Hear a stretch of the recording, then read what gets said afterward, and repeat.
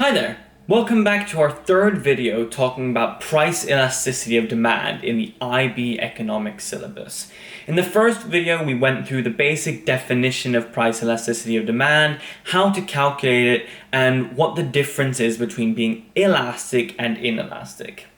In our second video, we looked at some more of the applications of price elasticity of demand, looking at the characteristics that might distinguish a good between being elastic and inelastic, and we also looked at a slightly higher level concept of why is it that the elasticity of a demand curve is decreasing as we go along a straight line demand curve. Make sure that you're comfortable with both of those videos before watching this one, as we're going to be building on some of the knowledge that we looked at in those first two videos. Specifically today, we're going to be looking at the applications of price elasticity of demand. And there's two main ones that I want to be talking about. The first one is the application of PED in analyzing a firm's total revenue. And the second one is looking at the difference of PED between primary commodities and manufactured products. Let's start with the first one. The total revenue of a firm is the total amount of money that they receive from the sale of their goods. So suppose that a firm sells 10 t-shirts at $10 a piece, where their total revenue will be 10 times 10, so they make $100. That's their total revenue. Now, how does the price elasticity of demand for a good affect a firm's total revenue? Well, I've set up two graphs here, what we call stacked diagrams in economics, one graph on top of the other. And I'm going to show how the elasticity of demand curve might affect the total revenue for a firm. In the last video, we determined that with a straight line demand curve such as this one, it'll be slightly more elastic in the top left region and slightly more inelastic in the bottom region.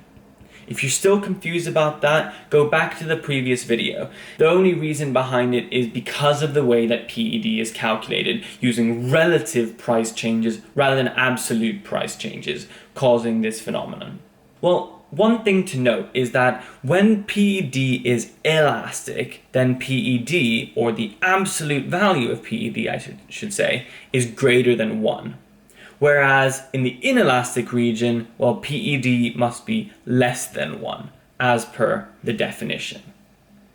Well, if we think about it logically, if up here the PED is greater than 1, and down here the PED is less than 1, then there must be some region in the middle, some point in the middle where PED passes through 1. So there'll be some place in the middle of this line where PED happens to be equal to 1, just out of mathematical necessity, because it's greater than 1 to the left and less than 1 to the right. It must pass through 1 somewhere in the middle. Let's use this information to hypothesize what a firm's total revenue curve might look like. I want to show how the total revenue of the firm changes as their quantity demanded changes. Well, let's look at this point over here. I'll label this point A. At that point, the price is extremely high, right? The price is the highest in that demand curve. But what can we see about the quantity? Well, the quantity is actually at 0. It's all the way on the y-axis. And logically, no matter how high the price is, if we're selling 0 goods, what's the firm's total revenue going to be? 0, right? So I'm going to plot that point down here, showing that with 0 quantity demanded, the total revenue is going to be 0.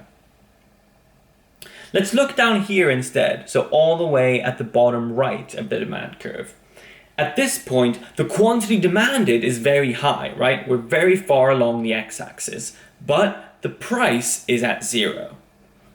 What do you expect? Well, even if we're selling many goods, if we're selling that at a price of 0, the firm's total revenue is obviously going to be 0 because they're just giving away this good for free. So what's the total revenue going to be? Well, I'm going to track this down and, well, the total revenue will once again be 0. So remember, revenue is shown on the y-axis. So if we're making no revenue, we're going to be along that x-axis. Make sense? Perfect. So we've got 2 points on our total revenue curve. Now, we've got to find out what is the curve going to look like. Is it going to be parabolic? Is it going to be a straight line? Well, let's try to figure this out. So let's start by considering this region here to the left, where demand is elastic. Now, let's go back to what the definition of elastic means. Elastic means that as you decrease or increase price, customers are very responsive to that, right? So suppose a firm were to decrease their price, well, suddenly a lot more consumers would want to buy that good, right? So as we're decreasing our price along this demand curve, what's happening to our quantity demanded? Well, it's rising at quite a quick rate, right?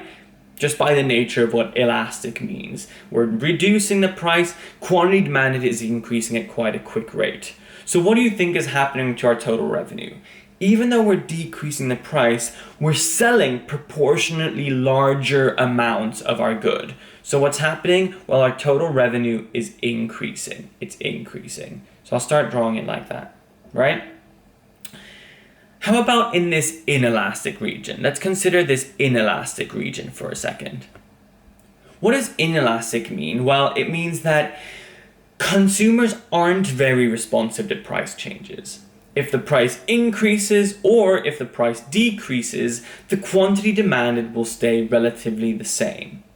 Well, so suppose we start at this point down here, this point B.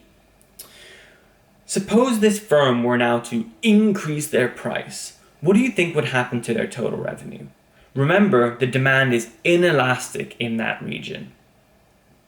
Well, if the firm were to increase their price, because the demand is inelastic, consumers are going to continue buying almost the same amount of the good. However, now that the firm is charging a higher price, it's going to make higher revenue. So if we start down here at this point B, by increasing the price, the firm is going to make more revenue. Something like that. So increasing the price when we're at this inelastic region is going to increase revenue. And when we're in the elastic region, decreasing the price will increase revenue. So let's see what then the total revenue curve will look like. Well, logically, it's going to look something like this, a parabola. When we're in the inelastic region, we should be increasing the price. When we're in the elastic region, we should be decreasing the price, suggesting that there's a point in the middle where total revenue is maximized. And what point is that? Well, that's the point at which PED is equal to 1. So let's recap what we said here. The total revenue is maximized when PED is equal to 1. Why is that the case? Well, suppose that the PED is greater than 1. The PED is elastic. Well, if the PED is elastic, then the firm can make more revenue by decreasing their price. Why? Because decreasing their price will lead to way more consumers buying their products. However, if the firm is in the inelastic portion of their demand curve, so in the bottom right, well, then they should logically increase their price. Why should they increase their price? Well, inelastic means that consumers won't stop buying the good, even if the price increases. So they should raise their price until they reach this point of PED equals 1. At which point, as we can see from our total revenue curve down here, the total revenue is maximized. So this might come up in some questions that you take in future mock exams or exams. Questions that have come up in the past include, explain why a firm, maybe a monopolist, explain why a monopolistic firm will never produce on the inelastic portion of their demand curve. And you would have to explain that, well, if a firm is producing at the inelastic portion of their demand curve, they should just logically increase their price if they wish to maximize their revenue. Why? Because you maximize your revenue when your PED is equal to 1, and you'll reach that by increasing your price. The second and last topic that I'd like to discuss for today is the difference between PED for primary products and manufactured products, or primary commodities and manufactured products. Primary commodities are generally seen as things that we get out of the ground. Agricultural goods or mining are common examples. Manufactured products is anything that's generally made using these primary commodities and then made in a factory by human labor. What would we expect the elasticity to be of primary commodities versus the elasticity for manufactured products? Well, primary commodities, such as agricultural goods like a lot of food or mining, will tend to have much more inelastic demand. Why might this be the case? Well, primary commodities are generally seen as being more of a necessity to our survival. If we don't have food from out of the ground, we're not going to be able to survive. So even if the price increases, our quantity demanded will stay about the same. Manufactured products, on the other hand, tend to have more elastic demand. Why might this be the case? Well, most manufactured products aren't essential to our survival. This comes down to being a necessity versus a luxury. Manufactured products tend to be more luxurious, making our lives better, but not necessarily significant to our survival. And therefore, we're going to have more elastic demand for manufactured products. This is a topic that will once again come up when we discuss development, topic 4 of the IB syllabus. So keep this in mind as it will come back later on in the syllabus. That's all for our mini-series on price elasticity of demand. We had 3 videos where in the first one we covered the definition of price elasticity of demand and how to calculate it, as well as the difference between elastic and inelastic demand. In the second video, we talk about some of the characteristics that we can look at which help us determine if a good might have elastic or inelastic demand. We also looked more in depth on how to calculate the price elasticity of demand, and we looked at a slightly more difficult topic, which was explaining why a straight line demand curve has decreasing elasticity as we go down the curve. And in this third video, we talked about 2 main applications of PED. The first one being the use of PED in order to maximize total revenue. We explained that if a firm wants to maximize their total revenue, they should be producing at the point where PED is equal to 1. And we also explained the difference in the elasticity between primary commodities and manufactured products.